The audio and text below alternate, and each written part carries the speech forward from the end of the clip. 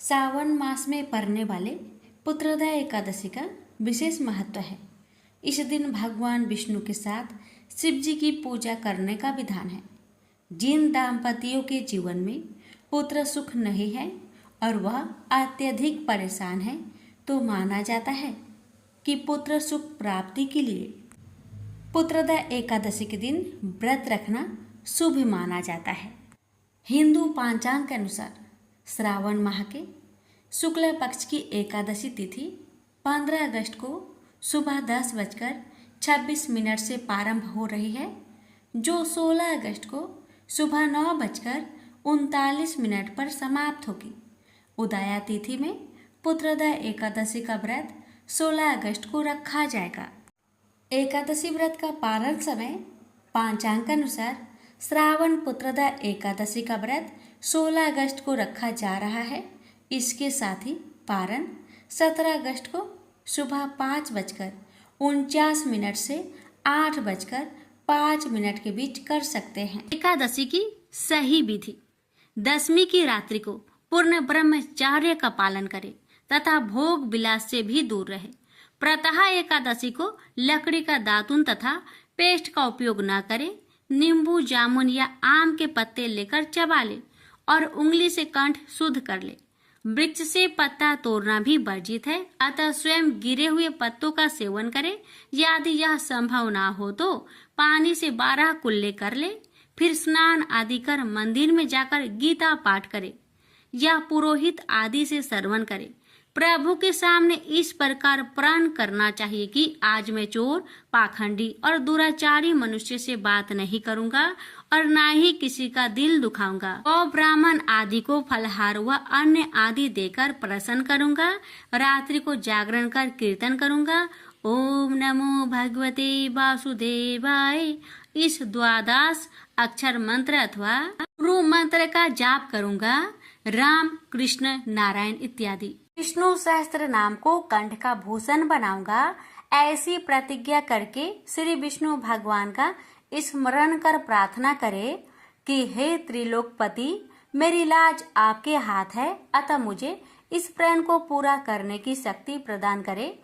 मौन जप, शास्त्र पठन, कीर्तन, रात्रि जागरण एकादशी व्रत में विशेष लाभ पहुंचाते हैं। एकादशी के दिन अशुद्ध द्रव से बने पेय न पिए। कोल्ड ड्रिंक्स, एसिड आदि डाले हुए फलों के डिब्बा बंद रस को ना पिए।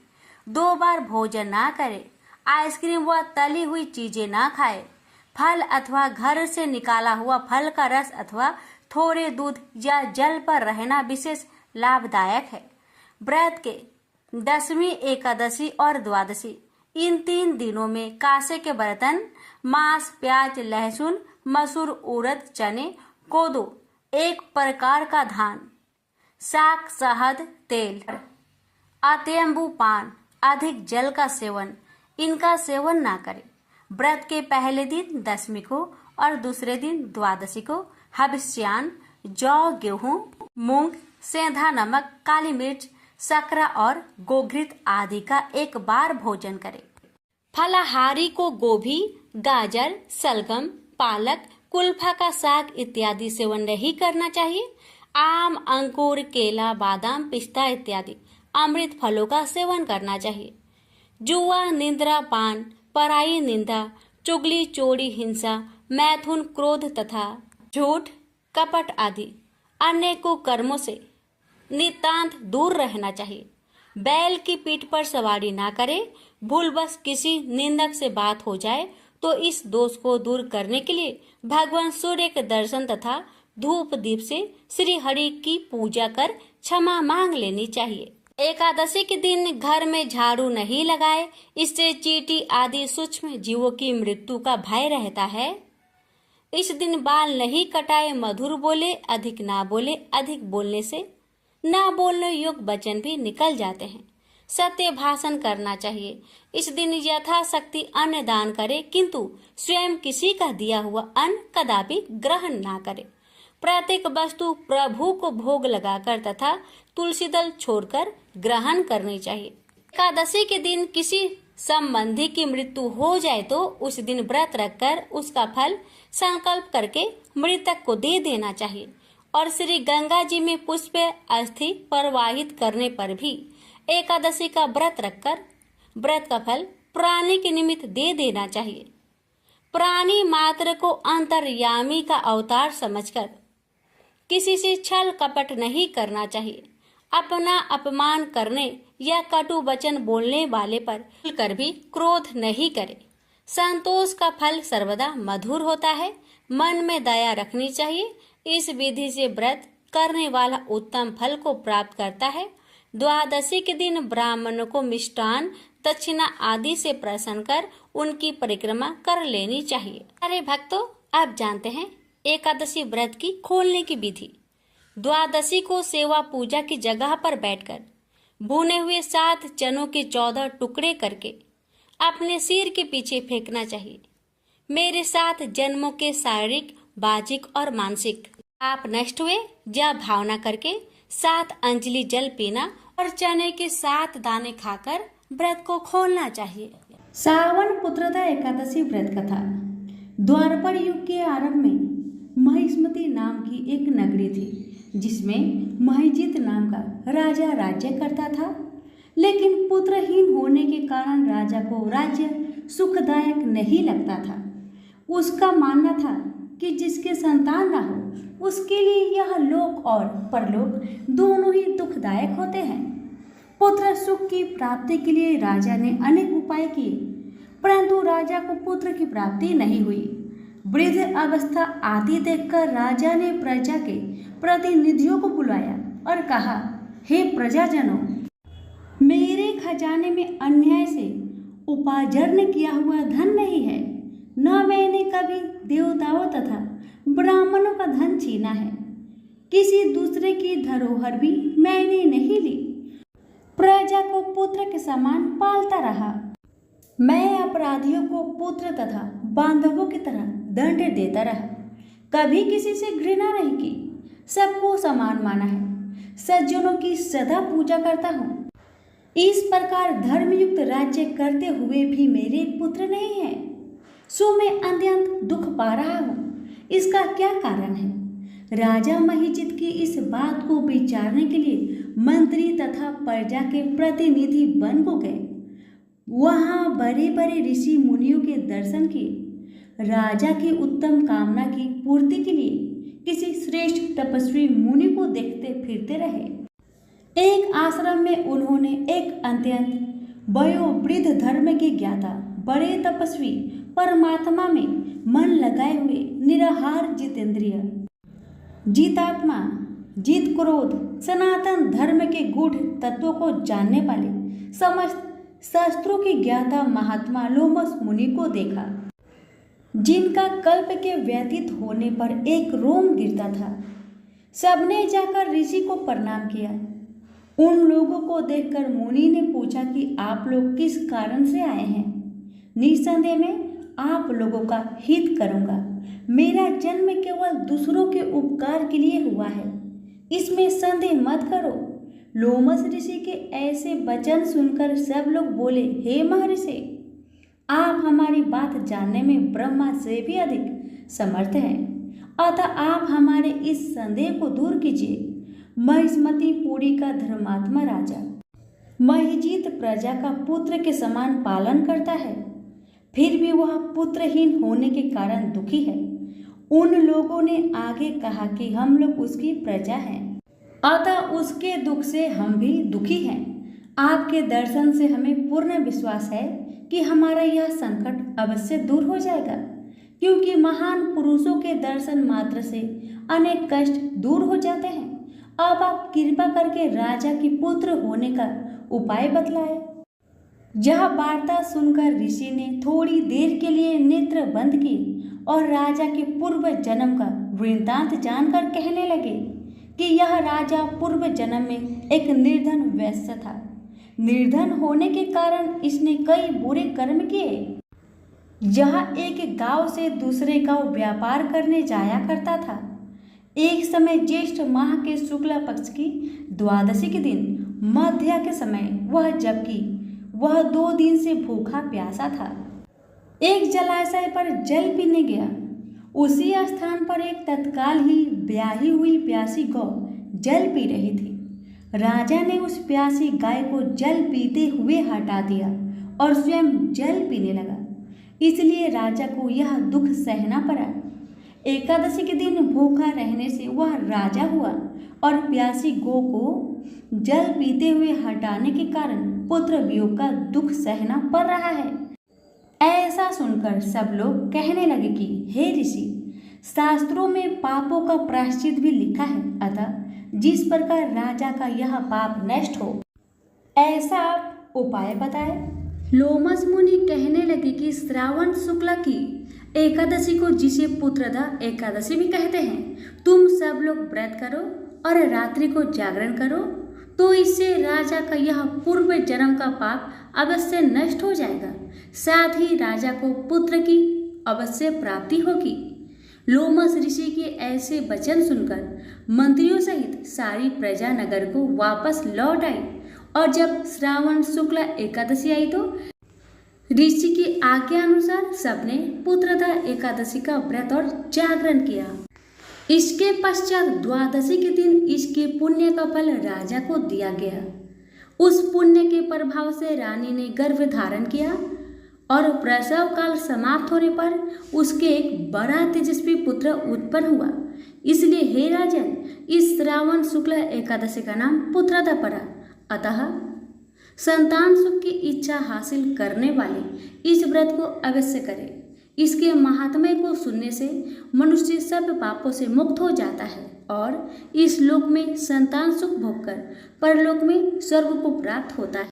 धर्मों के ज्ञाता, वेद और शास्त्रों के अर्थ ज्ञान में पारंगत, सबके हृदय में रमन करने वाले, श्री विष्णु को तत्व को जानने वाले तथा भगवत परायण प्रहलाद जी जब सुखपूर्वक बैठे हुए थे, उस समय उनके समीप स्वधर्म का पालन करने वाले महर्षि कुछ पूछने के लिए आए। महर्षि ने कहा, प्रहलाद जी, आप कोई ऐसा साधन बताए जिससे ज्ञान, ध्यान और इंद्रिय निग्रह के बिना ही अनायास भगवान विष्णु का परम पद प्राप्त हो जाता है। उनके ऐसा कहने पर संपूर्ण लोकों के हित के लिए उद्धत रहने वाले विष्णु भक्त महाभाग प्रहलाद जी ने संक्षेप में इस प्रकार कहा, महर्षियों, जो 18 पुराणों का सार से भी सार तर तत्व है, जिसे कार्तिकेय जी के पूछने पर भगवान शंकर ने उन्हें बताया था, उसका वर्णन करता हूँ, सुनिए।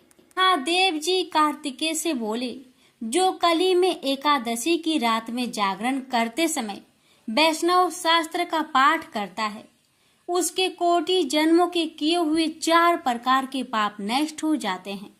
जो एकादशी के दिन वैष्णव शास्त्र का उपदेश करता है, उसे मेरा भक्त जानना चाहिए। जिसे एकादशी के जागरण में निद्रा नहीं आती तथा जो उत्साह पूर्वक नाचता और गाता है, वह मेरा विशेष भक्त है। मैं उसे उत्तम ज्ञान देता हूँ और भगवान विष्णु मोक्ष प्रदान करते हैं। अतः मेरे भक्त को विशेष रूप से जागरण करना चाहिए। जो भगवान विष्णु से बैर करते हैं, उन्हें पाखंडी जानना चाहिए। जो एकादशी को जागरण करते और गाते हैं, उन्हें आधे निमेष में अग्निष्टोम तथा अति रात्रि यज्ञ के समान फल प्राप्त होता है।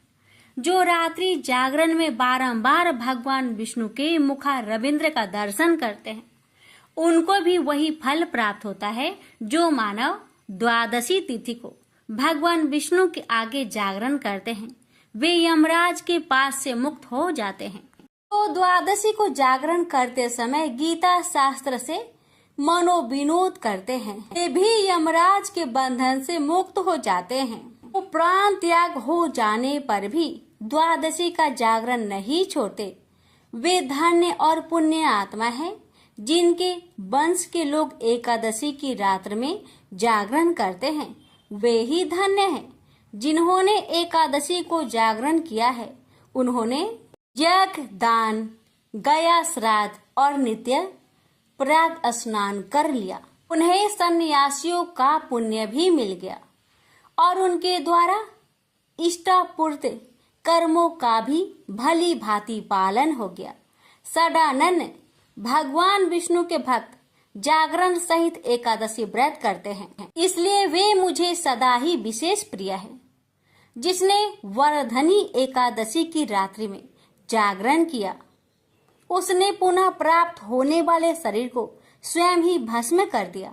जिसने त्रिस्पृशा एकादशी को रात्रि में जागरण किया है, वह भगवान विष्णु के स्वरूप में लीन हो जाता है। जिसने हरि बोधनी एकादशी की रात्रि में जागरण किया है, उसके स्थूल सूक्ष्म सभी पाप नष्ट हो जाते हैं।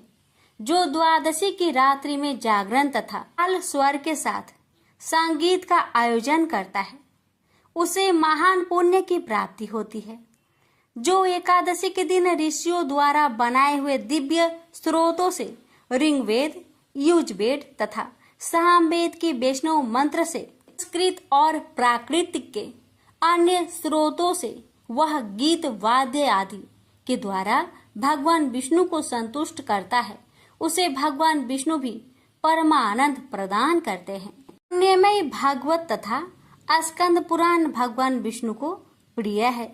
मथुरा और ब्रज में भगवान विष्णु के बाल चरित्र का जो वर्णन किया गया है, उसे जो एकादशी की रात्रि में भगवान केशव का पूजन करके पढ़ता है, उसका पुण्य कितना है यह तो मैं भी नहीं जानता।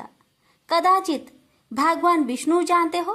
बेटा, भगवान के समीप गीत, नृत्य तथा स्रोत पाठ आदि से जो फल होता है, वही कली में श्री हरि के समीप जागरण करते समय विष्णु सहस्त्रनाम गीता तथा श्रीमद् भागवत का पाठ करने से सहस्त्र गुना होकर मिलता है। तो श्री हरि के समीप जागरण करते समय रात्रि में दीपक जलाता है, उसका पुण्य 100 कल्पों में भी नष्ट नहीं होता।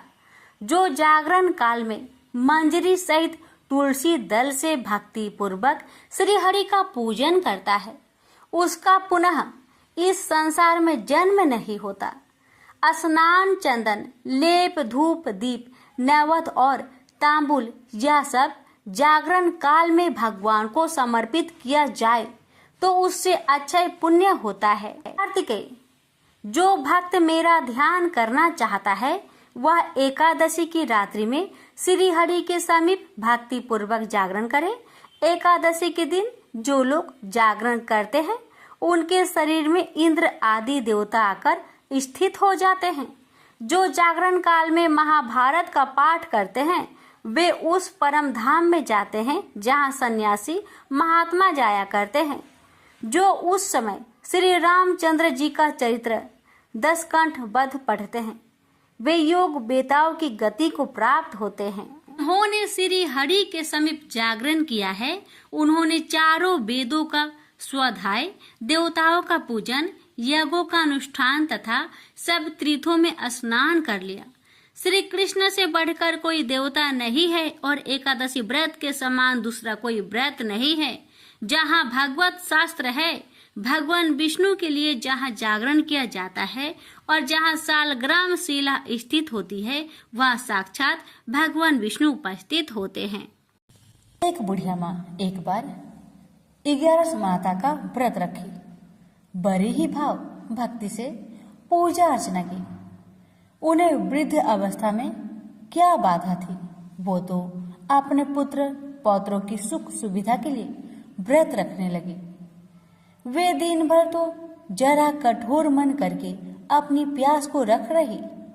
दिन में पूजा पाठ किया, कथा सुनी और पंडित जी को मिट्टी के पात्र में भरकर पानी और ऋतुफल दान दिया। दोनों भर भर कर बूरा वितरण किया। उन्हें गर्मी के कारण बहुत बेचैनी हो रही थी। इस कारण से बड़ी देर तक पानी में पड़ी रही और पानी की कुल्ला करती रही, मुंह धोती रही। तब कहीं थोड़ा बहुत धैर्य बंध पाया। धूप तो तेज पड़ रही थी, इस कारण बार बार मुंह सूख रहा था। बूढ़ी माँ बहुत बेचैन हो रही थी। एक बुढ़ापा और दूसरे ये भयंकर गर्मी। वृद्ध अवस्था की स्थिति तो कुछ दूसरे ही प्रकार की होती है। ऐसे तैसे रो धो के दिन कट पाया। अब पहाड़ सी रात सामने थी, उसका काटना बड़ा ही कठिन दिखाई दे रहा था। खटिया पर पड़े शांति नहीं मिल रही थी। वे बार बार करवट बदल रही थी। अनेक बार वो बाहर जाती और भीतर आती। उन्हें घर के अंदर शांति नहीं थी। वे पड़ी पड़ी एकादशी माता का स्मरण करती रही। वे कहती रही कि हे माता जी, आप मेरी लाज रखेगा, आप ही मुझे शक्ति दे दीजिएगा जिससे मैं भली भांति आपका व्रत कर सकूं और ये पहाड़ सी रात शांति पूर्वक व्यतीत हो सके। प्यास के कारण बूढ़ी माँ की बेचैनी तो बढ़ ही रही थी। उन्होंने धैर्य रखने का बहुत प्रयास किया, किंतु सहनशीलता की सीमा टूट गई और वे घबराकर एकदम चिल्ला पड़ी। बोली, बचाओ बचाओ बचाओ। अम्मा का चिल्लाना सुनकर परिवार भर के नर नारी, बच्चे और पड़ोसी एकत्रित होकर बूढ़ी अम्मा की खटिया के समीप पहुंच गए। सबने पूछा, अम्मा जी, आपको क्या हो गया? आप क्यों चिल्ला पड़ी है?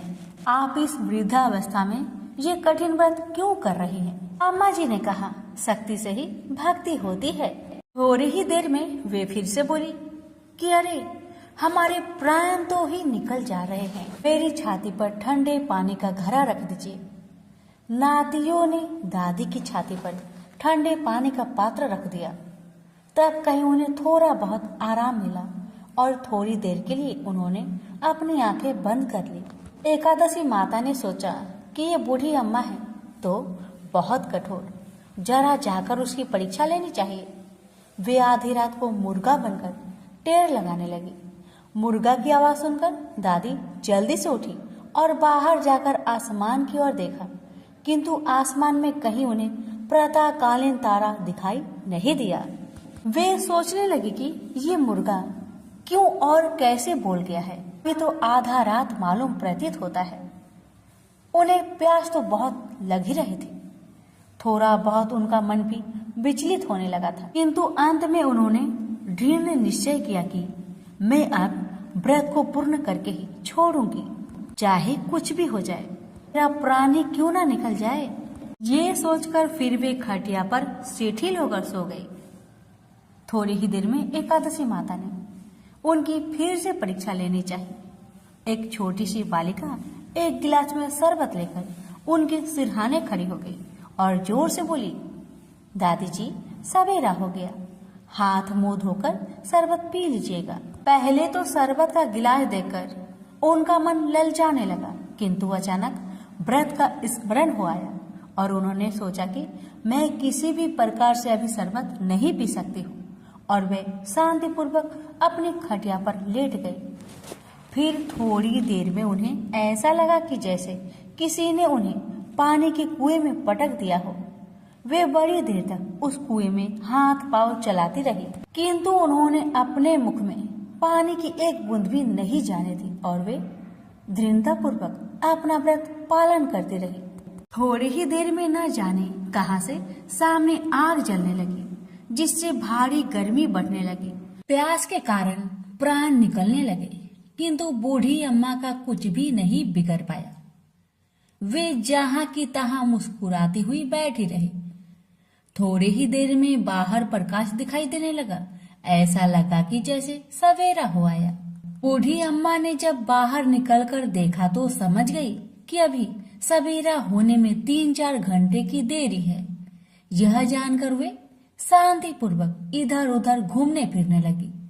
एकादशी माता ये बात अच्छी तरह से समझ गई कि ये बूढ़ी अम्मा किसी भी प्रकार से अपने व्रत से नहीं टल सकती। वे उनके सत्य व्रत को ही अच्छी तरह से समझ गई। सवेरा होते ही बूढ़ी माँ ने स्नान किया, भगवान का पूजा पाठ किया, एकादशी माता की कथा सुनी, ब्राह्मणों को दक्षिणा देकर भोजन करवाया। तब कहीं बूढ़ी अम्मा ने जल ग्रहण किया। कन्याओं को भोजन कराने के बाद अम्मा ने भोजन किया। उस श्रेष्ठ व्रत के प्रताप से बूढ़ी अम्मा की आयु में वृद्धि हो गई। उनका घर परिवार हरा भरा हो गया। घर में अब उनके कोई भी अभाव नहीं रहा। वे हर तरह के सुख साधनों से संपन्न हो गए। नाती नातिनों से उनका घर भर गया और वे उसी दिन से 12 महीने की एकादशी का व्रत करने लगी। एकादशी माता के व्रत के प्रताप से इस संसार में हर प्रकार के सुख भोग कर अंत में वैकुंठ धाम को चली गई। से बोलिए एकादशी माता की जय। प्रेम से बोलिए लक्ष्मी नारायण की जय। जय श्री कृष्ण, राधे राधे। प्यारे भक्तगणों, आज की वीडियो में आप सभी श्रवण करेंगे बड़ी ही दुर्लभ 11 माता की व्रत कथा। इनकी कथाओं को जो भी भक्त 11 के दिन श्रद्धा पूर्वक श्रवण करता है उसकी सभी मनोकामना 11 माता अवश्य पूर्ण करती है। तो आइए बड़े ही श्रद्धा से प्रसन्नचित मन से कथा को पूरा अवश्य सुनिएगा। हे 11 माता, मैं आपकी भक्तों को आपकी कथा सुनाने जा रही हूँ। अगर हमसे अनजाने में कुछ गलती हो उसे क्षमा करना और अपनी सभी भक्तों की मनोकामना को पूर्ण करना। कथा इस प्रकार है। एक बार एक राज्य में एक राजा रहते थे। राजा बहुत ही बुद्धिमान और बलशाली थे। राजा सदैव अपनी प्रजा का बहुत अच्छे से ध्यान रखते थे। प्रजा भी अपने राजा को बहुत पसंद करते थे। राजा की 2 बेटियां थी। राजा अपनी दोनों बेटियों से बहुत प्रेम करता था। राजा की छोटी बेटी देखने में बहुत सुंदर और आकर्षक थी और राजा की बड़ी बेटी छोटी बेटी के मुकाबले थोड़ा कम सुंदर थी। राजा की छोटी बेटी 11 माता का पूजन किया करती थी और सभी लोग राजा की छोटी बेटी से बहुत प्रेम करते थे और बहुत प्रशंसा करते थे। राजा भी अपनी छोटी बेटी को बड़ी बेटी से अधिक प्रेम करते थे, जिस कारण राजा की बड़ी बेटी अपनी छोटी बहन से बहुत नफरत करने लगी। राजा की दोनों बेटियां जब बड़ी हो गई, तब एक पड़ोस राज्य में रहने वाला राजकुमार राजा की बड़ी बेटी के लिए रिश्ता लेकर आया। लेकिन जैसे ही उस राजकुमार की नजर राजा की छोटी बेटी पर पड़ी तो वह राजकुमार राजा की छोटी बेटी पर आकर्षक हो गया और उससे पहले नजर में ही प्रेम कर बैठा। उस राजकुमार ने राजा की बड़ी बेटी के साथ विवाह करने से मना कर दिया और उसने राजा से कहा कि मैं आपकी छोटी बेटी से विवाह करना चाहता हूँ। जिसके बाद राजा की बड़ी बेटी यह देखकर अपनी छोटी बहन से बहुत क्रोधित हो गई और राजा की बड़ी बेटी ने अपनी छोटी बहन को अपना सबसे बड़ा दुश्मन मान लिया। राजा की बड़ी बेटी ने अपनी छोटी बहन से बदला लेने का निर्णय लिया, जिसके लिए उसने अपनी छोटी बहन को जान से मारने का प्लान बनाया। राजा की बड़ी बेटी ने अपनी छोटी बहन को मारने के लिए सबसे पहले एक लड्डू में जहर मिलाकर अपनी छोटी बहन को दे दिया और उसको लड्डू खाने के लिए कहा। लेकिन लड्डू खाने के बाद भी छोटी बहन को कुछ नहीं हुआ। बड़ी बहन यह देखकर बहुत आश्चर्य में पड़ गई, लेकिन बड़ी बहन ने हार नहीं मानी और उसने जब रात में छोटी बहन अपने कमरे में सो रही थी, तब एक मटके में सांप रखकर उसे कमरे में छोड़ दिया ताकि छोटी बहन को डस ले और उसका काम तमाम हो जाए। लेकिन सांप भी छोटी बहन का कुछ नहीं कर पाया। जिसके बाद बड़ी बहन ने अपनी छोटी बहन से कहा कि चलो हम लोग कुएं से पानी भरकर लाते हैं। जिसके लिए वह छोटी बहन को पानी भरने के बहाने कुएं के पास ले गई और उसने अपनी छोटी बहन को कुएं में धक्का दे दिया। लेकिन 11 माता की कृपा से छोटी बहन को तब भी कुछ नहीं हुआ, क्योंकि हर बार 11 माता उसकी रक्षा कर रही थी। और उधर बड़ी बहन अपने सारे प्रयासों के बाद असफल हो रही थी, जिससे वह बहुत क्रोधित हो जा रही थी। फिर उसने अपनी छोटी बहन के पास जाकर उससे खुद पूछा कि मेरी छोटी बहन, तुमको पता है भगवान ने सबकी मृत्यु एक निश्चित समय पर लिखी हुई है और कैसे तुम्हारी मृत्यु होगी, क्या यह तुम जानती हो? तब छोटी बहन ने अपनी बड़ी बहन को बताया कि हाँ, मैं जानती हूँ मेरी मृत्यु कैसे होगी। छोटी बहन से यह सुनकर बड़ी बहन मन ही मन बहुत प्रसन्न होने लगी और उसने अपनी छोटी बहन से कहा कि तो मुझे अपनी मृत्यु की राज बताओ। छोटी बहन ने अपनी बड़ी बहन से कहा कि मेरी मृत्यु तो एक तोते में है। जो तोते के गले में एक हार है, उसी में मेरा प्राण छुपा हुआ है। जब तक कोई भी व्यक्ति तोते को मारकर वह हार अपने गले में पहनेगा तो मैं मूर्छित हो जाऊंगी, और जैसे ही उस हार को अपने गले से उतारेगा तो मैं वापस जीवित हो जाऊंगी। अपनी छोटी बहन की मृत्यु का राज जानकर बड़ी बहन बहुत खुश हो गई और वह अपनी छोटी बहन को मारने के लिए उसके पालतू तोते को ढूंढना शुरू कर दिया। और छोटी बहन को इस बात का आभास तक न हुआ कि कोई उसकी जान लेना चाहता है, जिसके लिए वह अपने पिताजी के पास गई और उसने अपने पिताजी से कहा कि पिताजी, मेरी मृत्यु के बाद आप मुझे जलाइएगा मत, बल्कि आप मुझे अपनी पुरानी हवेली में एक पलंग में लेटाकर छोड़ दीजिएगा। अपनी छोटी लड़की की यह बात सुनकर राजा बहुत आश्चर्य में पड़ गया और उसने अपनी बेटी से पूछा, बेटी, तुम यह क्या कह रही हो? तब राजा की छोटी बेटी ने बताया, पिताजी, समय किसी के लिए नहीं रुकता है, कब क्या हो जाए किसी को कुछ पता नहीं है। और फिर राजा ने अपनी छोटी बेटी से कहा कि तुम ऐसी बातें क्यों कर रही हो? 2-3 दिन में तुम्हारा विवाह है। लेकिन छोटी बेटी ने अपने पिताजी को ऐसा करने पर मजबूर कर दिया और उसने वचन ले लिया।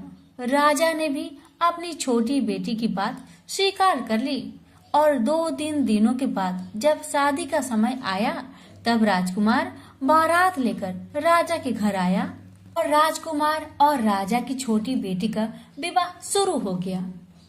जैसे ही राजा की छोटी बेटी राजकुमार के साथ फेरे लेना शुरू करती है तो उसकी बड़ी बहन अपनी छोटी बहन के कमरे में जाकर उसके तोते को पकड़ लेती है और उसको जान से मार देती है।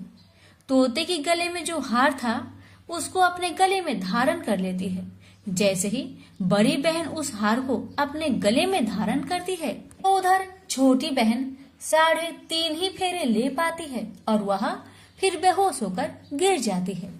जिसके बाद राजा ने बड़े बड़े हकीमों को बुलवाया और अपनी छोटी बेटी का इलाज करने के लिए कहा। राजा की बात सुनकर वैद्य ने छोटी बेटी को जब चेक किया, राजा को बताया कि आपकी छोटी बेटी ना तो जीवित है और ना मरी हुई है। यह मैं ऐसी पहली बार देख रहा हूँ। राजा ने वैद्य और हकीम को ये बात बाहर बताने से मना कर दिया कि अगर तुमने यह बात किसी को बाहर बताई तो मैं तुम्हें फांसी दे दूंगा। राजा ने ऐसे दोनों को धमकाया। राजा ने अपनी छोटी बेटी को पुराने महल में जाकर एक पलंग में लेटा दिया और वहाँ पर कुछ सैनिक को तैनात कर दिया। वापस अपने महल पर आ गया। राजा की बड़ी बेटी अपने पिताजी के पास आई और कहने लगी, पिताजी, अगर यह शादी संपन्न नहीं हुई तो आपकी इज्जत का क्या होगा? आप कहे तो मैं आपकी इज्जत बचाने के लिए राजकुमार से शादी करने के लिए तैयार हूँ। जिसके बाद राजा ने अपनी बड़ी बेटी की बात मान ली और राजा ने बड़ी बेटी को छोटी बेटी के कपड़े पहनाकर मंडप पर भेज दिया। लेकिन राजकुमार यह जान गया कि यह राजा की छोटी बेटी नहीं बल्कि बड़ी बेटी है। लेकिन जब राजकुमार ने शादी करने से मना किया तो सभी लोग ने राजकुमार को विवश करके राजा की बड़ी बेटी से बचे हुए फेरे संपन्न करा दिए और विवाह करवा दिया। जिसके बाद राजकुमार राजा की बड़ी बेटी को अपने महल ले गया। राजकुमार राजा की बड़ी बेटी से ना तो बात करता था, नहीं उसको पसंद करता था और ना ही उसके आसपास भटकता था। और राजकुमार ने यह फैसला लिया था कि वह अपनी प्रेमिका को ढूंढ कर रहेगा और यह जानकर रहेगा कि उसके साथ क्या हुआ है। एक दिन राजकुमार अपने घोड़े पर सवार होकर राजा के पुराने महल के पास पहुंच गया, जहां पर उसने कुछ सैनिकों को देखा। महल के पास पहुंचकर राजकुमार ने जब महल को ध्यान से देखा तो वह समझ गया कि यह तो हमारे ससुर जी का महल है। तब राजकुमार ने सैनिकों से पूछा, तुम लोग यहाँ क्या कर रहे हो और इस महल के अंदर उस पलंग में कौन लेटा हुआ है? जिसके बाद सैनिकों ने बताया कि यहाँ पर राजा की छोटी बेटी लेटी हुई है। यह सुनकर राजकुमार बहुत प्रसन्न हुआ और चिंतित भी हुआ। वह तुरंत अपनी प्रेमिका के पास पहुँच गया और उसकी सेवा करने लगा। जैसे ही रात हुई तो राजा की छोटी बेटी उठकर खड़ी हो गई। राजकुमार यह देखकर बहुत खुश हुआ और उसने अपनी प्रेमिका से पूछा कि तुम यहाँ क्या कर रही हो? तुम मेरे साथ मेरे घर चलो। राजा की छोटी बेटी ने राजकुमार को सारी बातें बता दी कि मेरी जान एक तोते में बसी थी और मैंने यह सब सिर्फ अपनी बड़ी बहन को बताया था और मुझे पता है कि उसने ही मुझे मारने का प्रयास किया है।